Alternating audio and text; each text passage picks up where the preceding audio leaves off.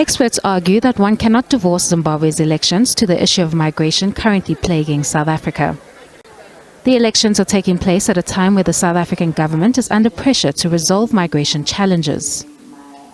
The government's approach has implored measures such as the termination of the Zimbabwean exemption permit, a document which was born out of the fact that Zimbabweans were fleeing to South Africa to get away from political violence and economic challenges in the former breadbasket of Africa.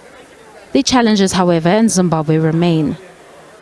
Researcher at the Johannesburg Institute for Advanced Study, Dr. Canny Maphanga, says that these elections will not provide a solution to the migration crisis confronting South Africa. I don't think it will have any migration. I mean, any solution, if I may say, on the crisis.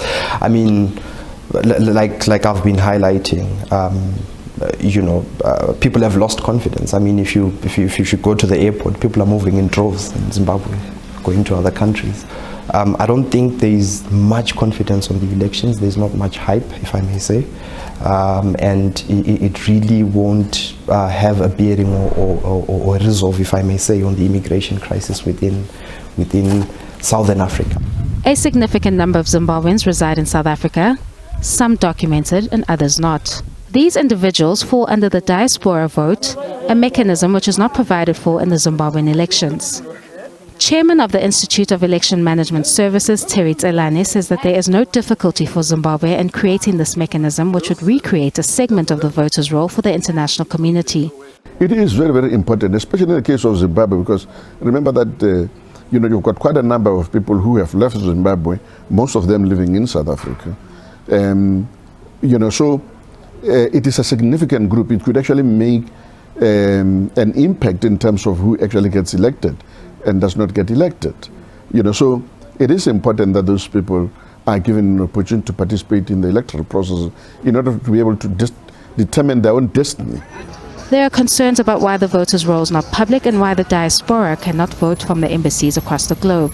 At the heart of this crisis around the voters' roll is the outright refusal from ZEC to release the voters' roll in complete and utter violation of the constitutional obligations on ZEC and the legal obligations in terms of the Electoral Act. A voters' roll goes to the heart of the credibility of an election, and unfortunately, it appears that the electoral management body that is tasked with ensuring a credible election doesn't appear to have that at the forefront of what they are seeking to do. Tselane adds that making a voters' roll public is a necessary condition of making the elections free and fair.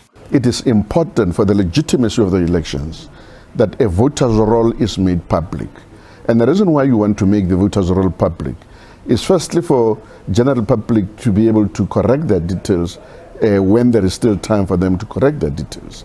And secondly, to make sure that people can object against the inclusion of certain individuals in the voters' roll. I've just given an example here and say sometimes you find that people know that Terry Tselane has actually died. And then now here is Terry Tselane, and someone has assumed the identity of Terry Tselane in order to be able to participate in an election. Meanwhile, Zimbabweans in South Africa have mixed feelings about whether their vote would make a difference. For us to go back to Zimbabwe, we have to go back because we are doing it for the future of our kids. I don't think it's worth it to vote because everyone knows the results. Everyone knows the outcome. Experts warn of a grim picture of migration in South Africa post the elections in Zimbabwe if the credibility is called into question. If this happens, migrants are expected to continue to turn to neighboring countries, South Africa included. I'm Canny Maphanga for SABC News in Johannesburg.